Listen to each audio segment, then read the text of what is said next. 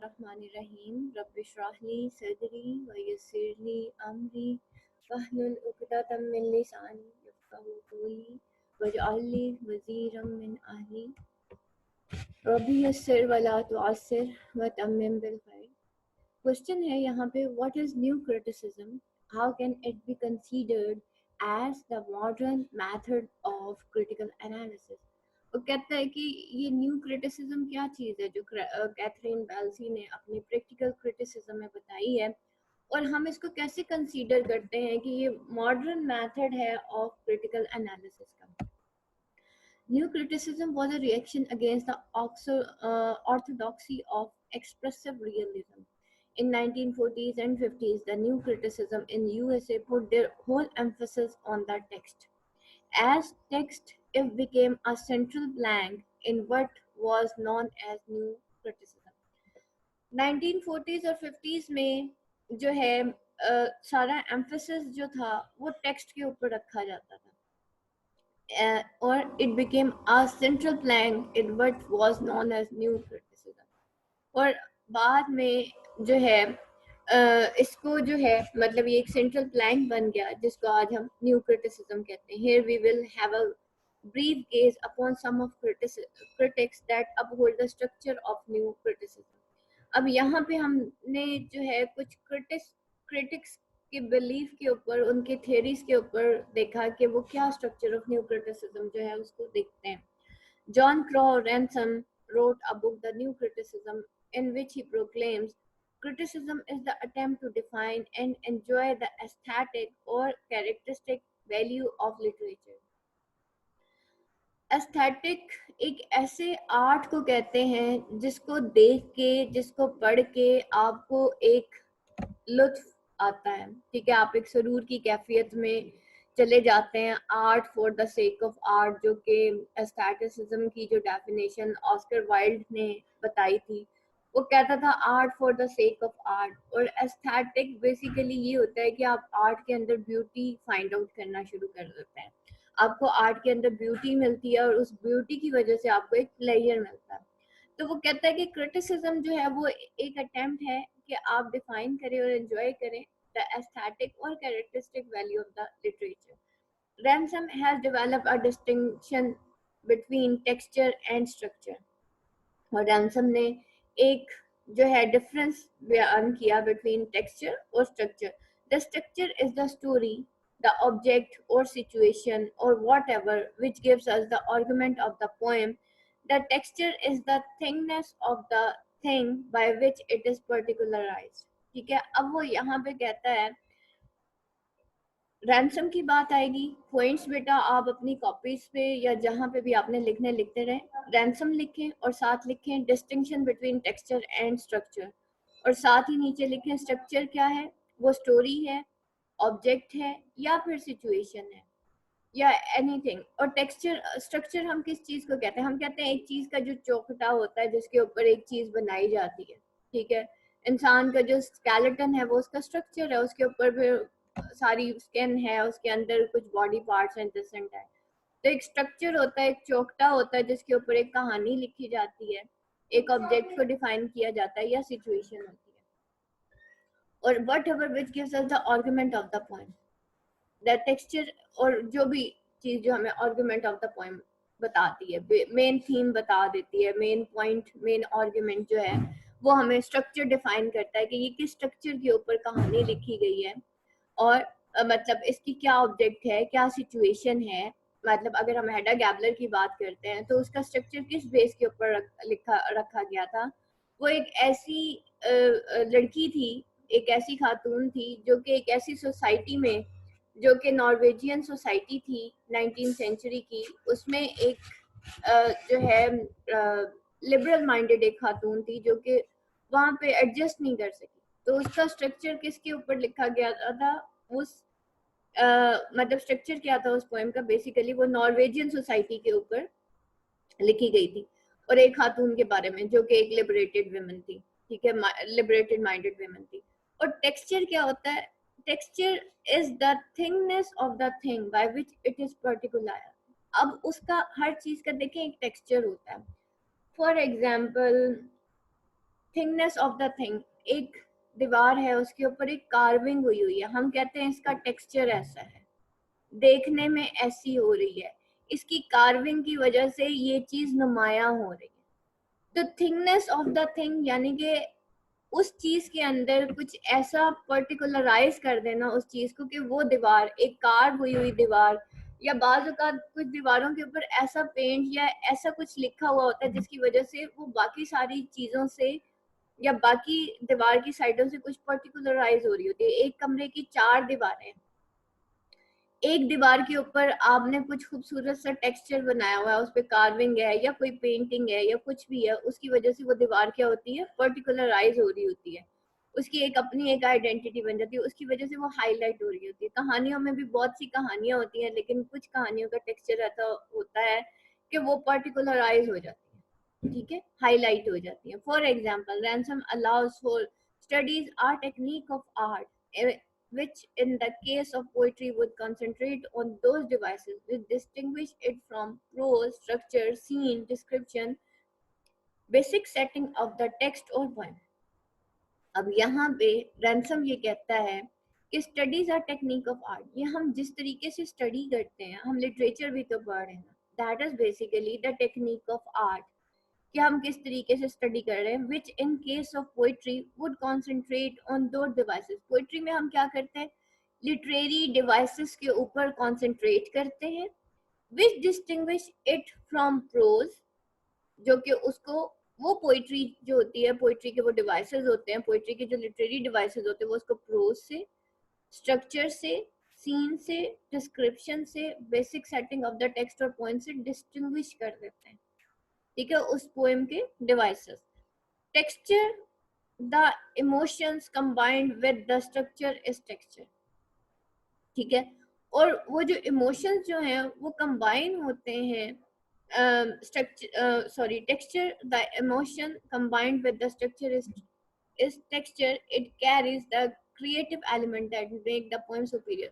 और टेक्सचर जब ये स्ट्रक्चर के साथ कंबाइन होता है तो ये एक ऐसा क्रिएटिव एलिमेंट बनाता है, तो it carries the creative element. तो जब ये दोनों कंबाइन होते हैं, स्ट्रक्चर एंड टेक्सचर, तो ये एक क्रिएटिव एलिमेंट जो है वो कैरी करता है, जो कि पोएम को सुपीरियर बना देता है। एक पोएम का स्ट्रक्चर है, फॉर एग्जांपल पोएम क्या है, वो जो है किस स्ट्रक्चर के ऊपर खड़ी हुई है जी, वो एपिक है, ठीक है, और उसका टेक्सचर क्या है कि उसके अंदर मिल्टन ने ग्रैंड स्टाइल यूज कर दिया, ठीक है। अगर हम जो है मिल्टन की पैराडाइज लॉस्ट की बात करते हैं यहाँ पे, ठीक है, स्ट्रक्चर क्या था, उसने एपिक लिखनी थी, ठीक है, और उसका टेक्सचर क्या था जी, ग्रैंड स्टाइल यूज किया था, जिसकी वजह से वो जो है बाकी जितने भी पोएम्स उसके बाद लिखी गई या बाकी जितनी भी प्रोज उसके बाद आई है या जितनी भी राइटिंग हुई है, उसमें उसका टेक्सचर और उसका स्ट्रक्चर मिल के पोएम को सुपीरियर कर देता है। यहाँ पे आप एग्जाम्पल लिखेंगे, मिल्टन की एग्जाम्पल लिख दीजिएगा कि देखिए उसका जो स्ट्रक्चर था वो किसके ऊपर था, उसने एपिक लिखनी थी, होमर की लाइड को उसने एक्चुअली कॉपी किया था, और उसने कहा था कि मैंने ऐसी ही पोएम, और उसने जो उसमें टेक्सचर ऐड किया वो ग्रैंड स्टाइल था, और कहानी क्या थी, उसने फिर वो एडम और ईव की कहानी को लेके और एपिक स्टाइल के ऊपर उसने ये सारी पोएम लिखी थी। The basic idea of the thought based on emotion and feelings is texture. Texture क्या होता है, वो जो बेसिक आइडिया ऑफ थॉट होता है जो कि इमोशंस और फीलिंग पर डिपेंड करता है, उसको हम टेक्सचर कहते हैं। And the way of conveying that certain idea structure, और वो जो कन्वे किया जाता है वो सर्टेन आइडिया, उसको स्ट्रक्चर कहते हैं। उस चौकटे में जो चीज रख दी जाती है उसको स्ट्रक्चर कहते हैं, ठीक है, और वो जो इमोशंस और फीलिंग्स होते हैं वो उसके टेक्सचर होते हैं। विमसेट एंड बर्डली सेट, जैसे हम टेक्सचर में मैंने आपको कहा कि उसने अपने ग्रैंड स्टाइल के थ्रू, क्योंकि वो थीम बहुत ज्यादा ग्रैंड थी, उसने अपना ग्रैंड स्टाइल यूज किया था, उसके थ्रू अपने इमोशंस और फीलिंग्स को उसने पोर्ट्रे किया था मिल्टन की पैराडाइज लॉस्ट में। या आप जितनी भी एग्जांपल्स देंगे ना बेटा, इसके एक्स्ट्रा मार्क्स होते हैं। Criticism is a very vast subject. अब यहाँ जो जो हम पढ़ते जा रहे हैं, अगर आपके जहन में कोई भी एग्जाम्पल आती है, मैंने आपको सिर्फ पैराडाइज लॉस्ट की एग्जाम्पल दी है, लेकिन आपके जहन में कोई भी बेटा एग्जाम्पल आती है, just right on the paper, इसमें आप जितना लिखेंगे ना, आपका अपना जो कॉन्सेप्ट होगा, जस्ट मेक द पॉइंट्स, उसके बाद आप पॉइंट लिखे। क्रिटिसिज्म में बहुत लंबा नहीं लिखना होता, ना ही लिंग्विस्टिक्स में बहुत लंबा लिखना होता है। अगर आप थ्योरी को टू द पॉइंट बयान कर दें और साथ एग्जाम्पल कोट कर दें, बेटा उन एग्जाम्पल के बड़े मार्क्स आते हैं, क्योंकि फिर वहाँ पे जो एग्जामिनर है उसको पता चलता है इस स्टूडेंट को एक्चुअली लिटरेचर सही वाली हजम हुई। क्रिटिसिज्म से वो अंदाजा लगा रहे होते हैं। ठीक है बेटा, मैंने क्रिटिसिज्म का पेपर सारा खुद किया था। ठीक है, क्योंकि एट दैट डे मैं क्रिटिसिज्म के पेपर की तैयारी नहीं कर सकी थी। जिस दिन पेपर था ना, ऑल दो पहले की मैंने बहुत ज़्यादा तैयारी की हुई थी, लिख के याद किया हुआ था, लेकिन जिस दिन क्रिटिसिज्म का पेपर था उससे उसके बीच में एक छुट्टी थी और मेरी इतनी तबीयत खराब थी कि मैं बुक्स भी रिवाइज नहीं कर सकी थी। सिर्फ 2 किताबें मैंने रिवाइज की थी, वो थी टी.एस. इलियट और फिलिप सिडनी, क्योंकि ये टोटल दोनों के मिला के 5 क्वेश्चन बनते हैं। बाकी क्रिटिसिज्म का पेपर मैंने खुद किया था। ठीक है, और इसके बावजूद, इतना बुरा पेपर होने के बावजूद, आई गॉट 55 और 56 मार्क्स इन दैट पेपर। हालांकि मुझे पता था कि मैं एक क्वेश्चन जो है वो आधे से ज़्यादा गलत करके आई हूँ, जिसमें बंदे का दिमाग, लेकिन इन स्पाइट ऑफ दैट बेटा इतने मार्क्स आते हैं क्रिटिसिज्म में। अगर, और उस टाइम क्या था, मतलब मैंने रिवीजन तो की नहीं हुई थी, मैंने तो जस्ट एक एक दफ़ा पढ़ा हुआ था। उस टाइम आपने जो बेसिक आइडिया के ऊपर आपने पढ़ा हुआ होता है ना, वो काम आता है। इसलिए एग्जामिनेशन हॉल का या आखिरी दिन का बेटा कभी वेट नहीं करते। कुछ भी हो सकता है आखिरी दिन में, आपकी तबीयत खराब हो जाती है, कुछ भी हो जाता है, पेपर नहीं छोड़ना। ठीक है, पेपर नहीं छोड़ना, जाके एग्जामिनेशन हॉल में बैठ जाइएगा। उस वक्त कोई अल्लाह ताला की मदद आ रही होती, बंदे का हाथ चलना शुरू हो जाता है। और दूसरी चीज, जो भी बेटा अभी हम कॉन्सेप्ट्स पढ़ रहे हैं, ये कोई मुश्किल कॉन्सेप्ट्स नहीं है, सिर्फ 4 तो किताब। ठीक है, तो उसके अंदर ये जो बेसिक आइडियाज है, जैसे हम यहाँ पे मेन क्या आइडिया अभी तक चल रहा है, एस्थेटिक या एस्थेटिक वैल्यूज की बात कर रहे हैं, हम आर्ट की बात कर रहे हैं। आर्ट में अभी तक हम टेक्सचर और स्ट्रक्चर की बात कर रहे हैं। तो you should know what is the texture and what is the structure. और क्या है वो यही है कि टेक्सचर हम बेसिकली इमोशंस और फीलिंग्स को कहते हैं, और way of conveying that certain idea structure. ठीक है, और जिस चौकटे में रख के वो आइडियाज कन्वे किए जाते हैं, जिस तरीके पे वो आइडियाज कन्वे किए जाते हैं, उसको हम स्ट्रक्चर कहते हैं। Wimsatt and Beardsley have also played an important role. अभी पहले हमने रैनसम की बात की है, अब हम विम्सेंट और बर्ड्सली की बात करते हैं। लिखें अपने नोट्स में, Wimsatt and Beardsley has also played an important role on this regard. Both of them published their book, The Verbal Icon Studies in the Meaning of Poetry. ठीक है, ये भी बुक का नेम लिखे हैं नोट्स में। Wimsatt and Beardsley instate that no poem can be judged by reference to poet's intention. Authorial power denies. ठीक है, अब वो यहाँ पे कहता है कोई भी किताब जो है ना, आप जज नहीं कर सकते विदाउट पोइट्स इंटेंशन। पोइट की इंटेंशन क्या थी, उसने क्यों लिखी थी, वो किस हाल में बैठा था, उसका उस वक्त मूड कैसा था। ठीक है, तो आप उसके बगैर जो है वो उसकी किताब को जज कर ही नहीं सकते कि उसने किस मूड में लिखी थी, किसके लिए लिखी थी, क्या कर रहा था। The meaning of the text is something internal which can be discovered from the text of the poem, shift from another in the is text in the quest of meaning. That is public, which everything that is external and not the part of a work as linguistic fact is private and idiosyncratic. और meaning of the text जो होता है ना, वो कुछ something internal, वो बात की तह में एक बात होती है और वही असल बात होती है। ठीक है, that is something internal which can be discovered from the text of the point. जो कि अब एक टेक्स्ट है, एक वर्ड लिखा हुआ है, the thought fox for example, हम टेड ह्यूज की बात करते हैं। फॉक्स जैसे ही दिमाग में आता है, हमारे जहन में आता है कोई कनिंग सी फॉक्स है, लेकिन जब हम उसके डीप मीनिंग्स में जाते हैं, हम पूरी डिस्कवर करते हैं टेक्स्ट ऑफ द पोएम, फिर हमें पता चलता है नहीं भाई, वो जो फॉक्स है वो तो उसने पर्सोनिफाई किया है, और एक आर्टिस्ट है, वो एक कमरे में बैठा है, वो एक पोएम लिख रहा है, और वो जो थॉट फॉक्स है basically that is the inspiration जो कि उसको मिलती है ड्यूरिंग जब वो पीस ऑफ पेपर राइट करता है। यानी कि आप कभी भी एक लफ्ज से अंदाजा नहीं कर सकते कि पूरी पोएम का मतलब क्या है। पूरी पोएम का मतलब आपको तब समझ आएगा जब आप डिस्कवर करेंगे टेक्स्ट ऑफ द पोएम से कि भाई ये कौन है थॉट फॉक्स, ठीक है। और shift from another is text is the quest of the meaning.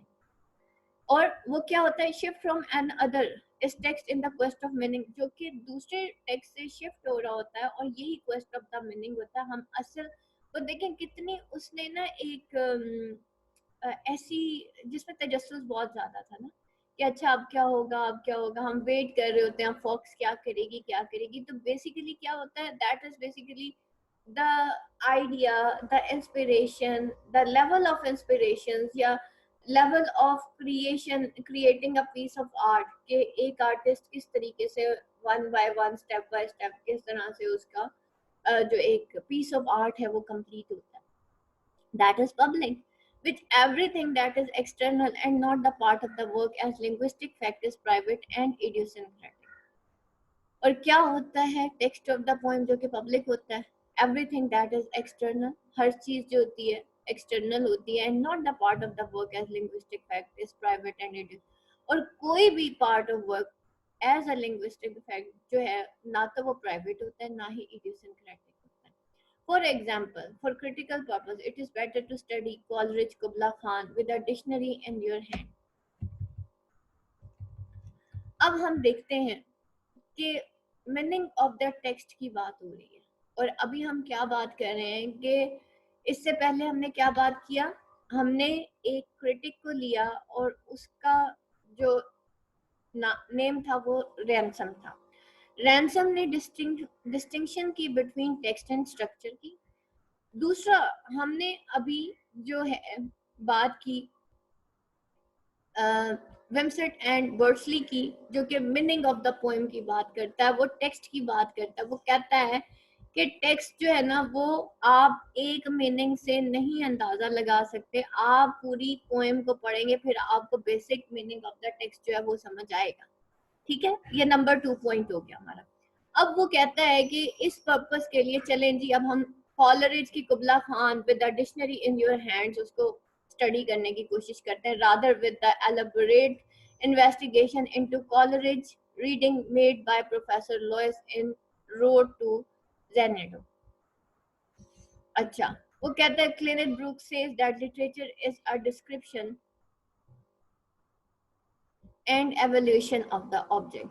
अब क्लिनेट ब्रूक ये कहता है न्यू क्रिटिसिज्म में, जो थर्ड हमारा क्रिटिक है, वो कहता है कि लिटरेचर जो है वो डिस्क्रिप्शन है और एवोल्यूशन है ऑफ ऑब्जेक्ट, ठीक है। इट कंसर्न्स, अब हम ऑब्जेक्ट की बात कर रहे हैं, इससे पहले हम क्या कर रहे थे, टेक्स्ट की बात कर रहे थे कि टेक्स्ट को किस तरह से डिफाइन किया जाता है, उसको किस तरह समझा जाता है और ये सारी चीजें। और उससे पहले हमने स्ट्रक्चर और टेक्सचर की बात की। अब वो कहता है लिटरेचर जो है ना, क्लिनेट ब्रूक का अपना एक आइडिया है, वो कहता है ये डिस्क्रिप्शन और एवेल्युएशन है किसकी, ऑब्जेक्ट की। हमने कैथरीन बेल्सी की जो बुक हमने अभी पढ़ी है उसके अंदर हमने क्या क्या चीजें पढ़ी हैं प्रैक्टिकल क्रिटिसिज्म में, हमने जो है उसमें क्रिटिसिज्म एंड कॉमन सेंस पढ़ा, टेक्स्ट और जो है सब्जेक्ट का हमने जो है रिलेशनशिप देखा। उसके बाद जो है हमने पोस्ट सोशोरियन लिंग्विस्टिक्स के बारे में बात की, ठीक है। और उसमें हमने लैंग्वेज पैरोल, लैंग्वा, बाइनरी लैंग्वेज, ये सारी बाइनरी ऑपोजिशन, इन सारी चीज़ों की बात की। उसके बाद नंबर थर्ड जो है आइडियोलॉजी की बात की। फिर हमने आइडियोलॉजी में क्या देखा कि हमने टेक्स्ट और आइडियोलॉजी का आपस में जो है एक रिलेशनशिप देखा, और हमने सब्जेक्ट एंड आइडियोलॉजी का भी आपस में रिलेशनशिप देखा। कल का जो लेसन था उसके अंदर हमने पढ़ा कि सब्जेक्ट मैटर जो है, सब्जेक्ट जो होता है वो आइडियोलॉजी जो होती है वो सुपीरियर होती है देन सब्जेक्ट। आइडियोलॉजी की वजह से आपका जो मेन सब्जेक्ट होता है ना वो सुप्रेस हो जाता है, ये कल बात पढ़ी थी। अब जो उसने फोर्थ वो बात लिखी ना, थर्ड चैप्टर था उसका आइडियोलॉजी और फोर्थ चैप्टर था सब्जेक्ट। फिर हमने इन दोनों को कंपेयर एंड कंट्रास्ट किया और हमने कहा नहीं, आइडियोलॉजी जो है वो सुपीरियर है देन जो है सब्जेक्ट। और नंबर 5 जो उसका चैप्टर था वो डीकंस्ट्रक्शन था, ठीक है। डीकंस्ट्रक्शन थ्योरी हम पहले ही पढ़ चुके थे, इस वजह से वो तो हमारा एंड हो गया। और एंड पे हम जो है पढ़ रहे हैं critical practice, sorry, new criticism के बारे में कि न्यू क्रिटिसिज्म क्या है। न्यू क्रिटिसिज्म में कैथरीन वेल्सी ने डिफरेंट क्रिटिक्स को जो है वो डिफाइन किया हुआ है।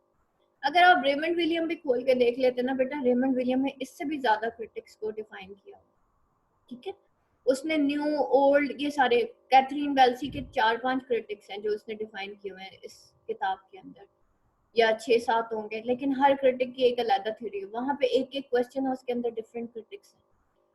तो ये जो है यहाँ पे अब वो न्यू क्रिटिसिज्म की जब वो बात करती है, वो कहती है क्लेनेथ ब्रूक ने ये कहा कि लिटरेचर एक डिस्क्रिप्शन है और evolution as a description and evaluation of the object, it concerns itself as a work itself।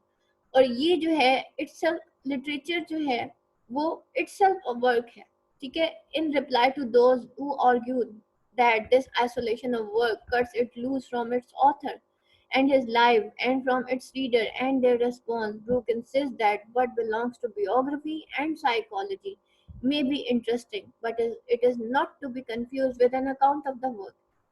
अच्छा, अब यहाँ पे देखें बेटा, वो कहता है कि लिटरेचर इटसेल्फ ही एक वर्क है, ठीक है, और उसकी अपनी एक अलग से एक पहचान होती है लिटरेचर की, ठीक है। Literature is the description and evolution of the object. जो भी वहां पे ऑब्जेक्ट दिखाई गई है, जो भी है, वो कहता है वो इटसेल्फ जो है ना वर्क है, यानी कि उसका राइटर की बियोग्राफी वगैरह से कोई ताल्लुक नहीं होता। और in reply to those who argue that this isolation of work cuts is loose from its author, और जब उसको ये आर्ग्यू किया गया, इसी चीज पे क्रिटिसिज्म हुई कि देखो तुम आइसोलेट कर रहे हो उस ऑथर की बियोग्राफी से उस टेक्स्ट को, and his life and from its reader and the response, और तुम उसके रीडर और रेस्पॉन्स जो है उससे भी उसको कट कर रहे हो उस लिटरेरी वर्क को।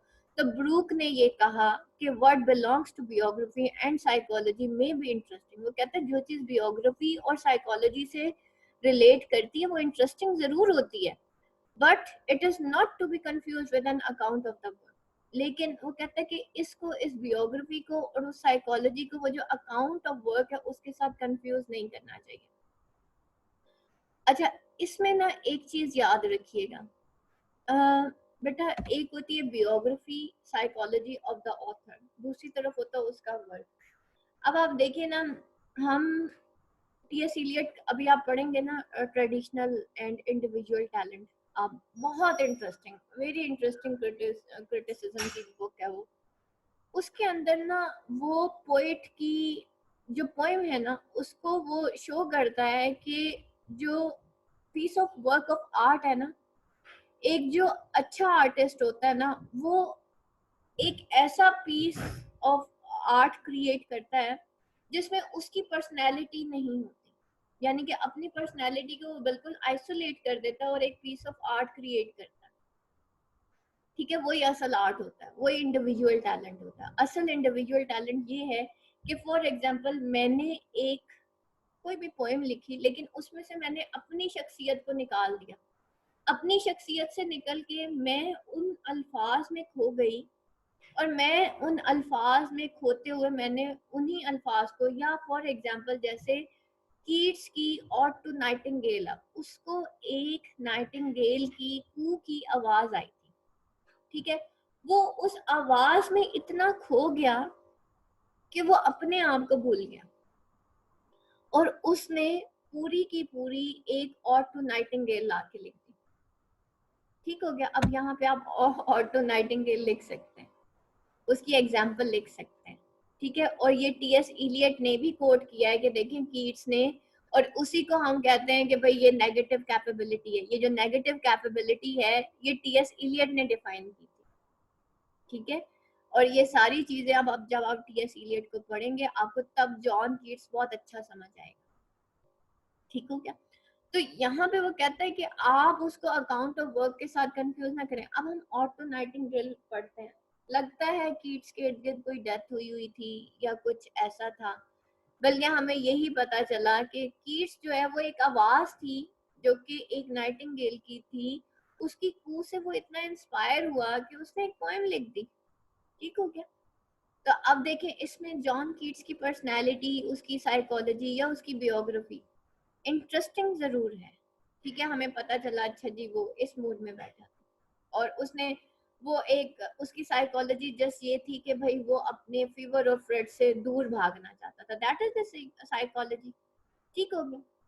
और ये दैट वो कहता है, अब यहाँ पे क्लिनेथ ब्रूक का क्या व्यू पॉइंट है, वो कहता है देखें जी बियोग्राफी और साइकोलॉजी इंटरेस्टिंग जरूर है, लेकिन आप इसको इंटर रिलेट ना करें, आप उसको कंफ्यूज ना करें अकाउंट ऑफ द वर्क। वो जो पीस ऑफ आर्ट क्रिएट किया आप उसको एज इट इज, जैसे कि ऑथर ने लिखा आप उसको वैसे ही पढ़ें, आप उसको मिंगल ना करें बियोग्राफी और साइकोलॉजी के साथ। तो जो वर्क ऑफ आर्ट है, जैसे ऑस्कर वाइल्ड ने कहा था ना, आर्ट फॉर द आर्ट से, ये भी क्लिनेथ ब्रूक भी यही कहता है जी, आर्ट फॉर द आर्ट से होना चाहिए। फिर आप जो है ना तो बियोग्राफी ना साइकोलॉजी, इन चीजों को मिक्स अप ना करें, ठीक हो गया। In short we can put new criticism in these points, ठीक है। अब इन शॉर्ट हम देखते हैं, they denied the authorial part, इन्होंने ऑथोरियल पार्ट को डिनाई कर दिया। Focus on text, as meaning of text can be found on the page and the text as public property। और इन्होंने क्या किया, ये फोकस करते थे text as the meaning of the text, सिर्फ टेक्स्ट के ऊपर नहीं कि खाली टेक्स्ट ही टेक्स्ट नहीं, उन्होंने कहा text as the meaning of text can be found on the page, पूरे पेज के ऊपर उस मीनिंग ऑफ द टेक्स्ट, यानी कि एक टेक्स्ट नहीं, पूरा जो पेज जो पूरी पोएम लिखी हुई है उसके ऊपर जो मीनिंग ऑफ द टेक्स्ट है वो उसके ऊपर फोकस करते थे। और text as a public property, और उन्होंने टेक्स्ट को एज अ पब्लिक प्रॉपर्टी लिया। Meaning of the text is timeless, universal and transhistorical, ठीक है। मीनिंग ऑफ द टेक्स्ट जो होता है वो टाइमलेस, यूनिवर्सल, यूनिवर्सल ऐसी चीज को कहते हैं जो कल भी है और आज भी है, जैसे थीम्स जो होती हैं वो यूनिवर्सल है।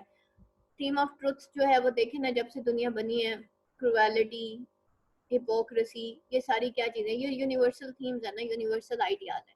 तो टाइमलेस, यूनिवर्सल जो हमेशा रहती हैं, एंड ट्रांस हिस्टोरियल, ट्रांस कहते हैं जो कि ट्रांस हिस्टोरिकल, यानी कि वो जो एक चेंजिंग हिस्टोरिकल पोजीशन में जो हम तक एक आर्ट पहुंचता है, ये वो है, ठीक है। तो वो इस टेक्स्ट को इस तरह से लेते हैं। All the new critic focused on scientific approach for critical studies by denying the authorial power, and Wellesley agrees with them at that point। और ये जो न्यू क्रिटिक्स हैं ये फोकस करते हैं scientific approach for critical studies by denying the authorial power, जो कि critical studies हैं जो कि डिनाई करते हैं ऑथोरियल पावर को। और बेल्सी अग्री करती है with them at that point, but she does not agree that text is a public property and meaning of the text lies on the page. लेकिन वो ये अग्री नहीं करती कि टेक्स्ट जो है वो एक पब्लिक प्रॉपर्टी है और मीनिंग ऑफ द टेक्स्ट जो है वो पेज के ऊपर लाई करता है। अब हमने डिफरेंट क्रिटिक्स के व्यू पॉइंट सामने रखे, लेट्स सी। अब हम इसको आर्गुमेंटेट तो हमने कर लिया, अब हम इसको डी आर्गुमेंटेट कर रहे हैं। प्रोज का पेपर याद है कैसे हम लोगों ने सॉल्व किया था, उसके अंदर हमने क्या किया था, प्रोज आर बेसिकली, प्रोज जो सब्जेक्ट था वो आपके एसेस थे। ऐसे जो होता है या क्रिटिसिज्म में जब भी हम कोई ऐसे लिखते हैं ना, उसके अंदर जो है हम सबसे पहले आर्गुमेंटेट करते हैं। आर्गुमेंटेशन में हम क्रिटिक्स के कुछ व्यू पॉइंट्स लिखते हैं। क्रिटिक्स के व्यू पॉइंट्स लिखने के बाद हम एक कंक्लूजन निकालते हैं, जैसे ये हमने 3 पॉइंट्स निकाल लिए, ठीक हो गया। उसके बाद हमारा नेक्स्ट स्टेप होता है डी आर्गुमेंटेट करना, ठीक है। अब हम इसको अकॉर्डिंग टू कैथरीन वेल्सी डी आर्गुमेंटेट करें और फाइनल कंक्लूजन हम जो राइटर, हम जो लिख रहे होते हैं ना पेपर, अपना कंक्लूजन भी देते हैं। अभी हम कैथरीन वेल्सी के हिसाब से डी आर्गुमेंटेट करें। आर्गुमेंटेशन में भी हम जो है डिफरेंट क्रिटिक्स को लेते हैं और उनके व्यू पॉइंट लिखते हैं जो कि पॉजिटिव मीनिंग्स में होते हैं, और डी आर्गुमेंटेशन में भी हम कुछ क्रिटिक्स को लेते हैं और उसको डी आर्गुमेंटेट करते हैं और उसके भी व्यू पॉइंट लिखते हैं। अब हम वेल्सी का व्यू पॉइंट देखते हैं क्या। वो एग्री नहीं करती थी, वो कहती थी टेक्स्ट इज, वो ये एग्री नहीं करती थी कि टेक्स्ट जो है वो कोई पब्लिक प्रॉपर्टी है, due to and meaning of text lies on the page. In her view due to historical changes the words of the text as present on the page will change. वो कहते हैं ना ये trans historical changing होती रहती है historical, वो कहती है कि भाई नहीं, चेंज के साथ साथ टेक्स्ट के मीनिंग्स भी चेंज हो जाते हैं, because every reader will analyze and understand the text or the words of text in the light of his own age and ideology. वो कहती है नहीं भाई, हर रीडर जो होता है ना वो एनालाइज और अंडरस्टैंड करता है टेक्स्ट और the words of text in the light of his own age, और अपनी एज और अपनी आइडियोलॉजी के हिसाब से वो उसको देखता है। She also rejected that meaning of the text are universal because the words will convey the same message to all its reader in all ages. She proves it by saying that as meaning of the text are bound to the language, language is subject to change. वो ये भी prove करती है कि meaning of the text जो है वो bound है टू द लैंग्वेज। ठीक है, जिस तरह की लैंग्वेज होगी उसी तरह का मीनिंग होगा। लैंग्वेज जो है इज सब्जेक्ट टू चेंज, और लैंग्वेज जो है बेसिकली वो चेंज होती है। So when language will change the meaning of text will obviously change. तो लैंग्वेज जब चेंज होगी तो मीनिंग ऑफ द टेक्स्ट भी चेंज हो जाएगा। Along with this, the perception of the reader can be different from one person to another, और इस तरह से perception of the reader जो है वो भी different हो जाता है one person to another. Wellesley quotes the example of Paradise Lost by Milton that when it was written, Satan was considered as a villain and devil. अब वो कहती है कि भाई पैराडाइज लॉस्ट जब लिखी गई थी उस वक्त जो है सैटन को कंसीडर किया गया था एज विलन और devil, but by the reader of that time, by the reader उस वक्त के जो रीडर्स थे। But in Renaissance age Satan was placed at the high status and he occupied the stature of a hero. लेकिन Renaissance age में उसको जो है स्टेचर ऑफ द हीरो दे दिया गया। So it is clear that the meaning of the text changes with the passage of the time. ठीक है, कल हमने वो प्लुरलिटी ऑफ द मीनिंग लिखा था, याद है आपको बेटा? उसमें ये एग्जांपल जरूर दीजिएगा कि कैथरीन वेल्सी ने ये व्यू पॉइंट दिया था। अभी तक हमने जितने भी क्वेश्चंस किए हैं उसके अंदर बेटा इस तरह की जितनी एग्जांपल्स हैं सारी हाईलाइट करें। आपने एग्जांपल्स के थ्रू थ्योरी को प्रूव करना है कि ये थ्योरी जो है वो किस तरह की थी। So it is clear that the meaning of the text changing with the passage of time. इसका मतलब है meaning of the text passage of the time age और आइडियोलॉजी के हिसाब से चेंज होता है। ठीक है, और Belsey beautifully proves that the meaning of text changes from one person to another, from age to another, और उसने ये प्रूव किया है कि भाई meaning of the text change होता है, and that is the plurality of the meaning, that is the illusion of the text। ठीक है, कल एक क्वेश्चन कल हमने illusion of the text भी किया था। उस illusion of the text में भी आप ये पॉइंट लिख सकते हैं कि कैथरीन वेल्सी ने ये प्रूव किया था अपने ऐसे के अंदर कि ये इस तरह से जो है वो ऐसे जो है वो मतलब टेक्स्ट जो है उसको डिफाइन किया जाता है, उसके मीनिंग्स किस तरह से लिए जाते हैं। क्योंकि बेसिकली यहाँ पे प्रैक्टिकल क्रिटिसिज्म में हमारा जो मेन सब्जेक्ट था वो टेक्स्ट और सब्जेक्ट, यही दो चीजें थी। और उसके साथ साथ हमने आइडियोलॉजी को भी देखा, टेक्स्ट को देखा, सब्जेक्ट को देखा, रीडर को देखा, आइडियोलॉजी को देखा, एक्सप्रेसिव रियलिज्म को देखा। ये सारी चीजें हमने देखी और उसके बाद जो है वो कैथरीन वेल्सी ने ये सारा बताया है। अच्छा, अभी हम देखते हैं कि हमने कौन कौन से क्वेश्चंस कहाँ कहाँ से किए हैं। बेटा लास्ट क्वेश्चन है what Belsey wants to prove in her essay reader power, what is power of reader in criticism, make a convincing case. ठीक है, रीडर की पावर क्या होती है, वो किस तरह से कन्विंस करता है, ये सारी चीजें। अच्छा, मेरे ख्याल है इसको बेटा एक दफ़ा रीड कर लेते हैं और उसके बाद जो है हम इसको एंड करेंगे एट द एंड। पढ़ने का सिर्फ इतना फ़ायदा हो जाएगा कि बेटा इसमें भी अगर कोई एग्जांपल हुई तो आप एटलीस्ट रीड ज़रूर कर लेंगे। ठीक है, देख लेते हैं इसको भी रीडर पार्ट।